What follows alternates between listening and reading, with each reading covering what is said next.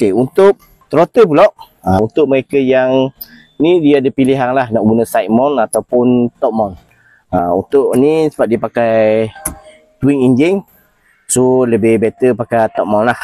Lebih nampak kemas. Ni antara perkara penting bila kita semasa buat pemanual, pastikan stop switch emergency ni kita pakai dekat life jacket kita.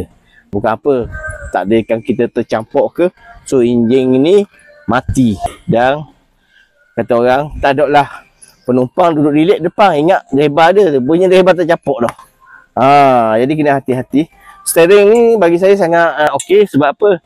Bila enjin twin macam ni, kalau boleh kita pakai steering yang agak besar sikit macam ni. Sebab bila kita pakai steering besar macam ni, dia lebih ringan lah berbanding steering lebih kecil. Cuma steering kecil ni lebih nampak sporty.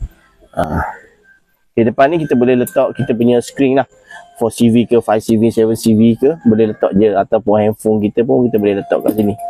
Okay, boot ni owner dia request nak pasang sendiri lah dia punya bumbung, kita siapkan top box dia.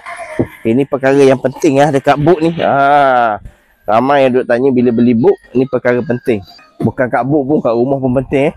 Ni dia punya toilet. Okey, untuk toilet ni dia ada dua. Biasa manual ada, auto pun ada. Macam mana kita nak guna dia biasa untuk toilet boot ni, kita ruang agak terhad, jadi kita space dia kita kecilkan sikit, kita masuk reverse. Kita masuk ngundur Okey, so ni dia punya wiring kita tak tutup lagi. Dah selesai semua kerja, nanti kita tutup lah. Mudah untuk orang buat kerja juga, sebab kita duduk sini. Untuk sistem wiring ni duduk kat sini, senang kita nak check, tak agak selesa lah. Okay. Dan tandas dia ni, yang ni akan menggunakan air tawar.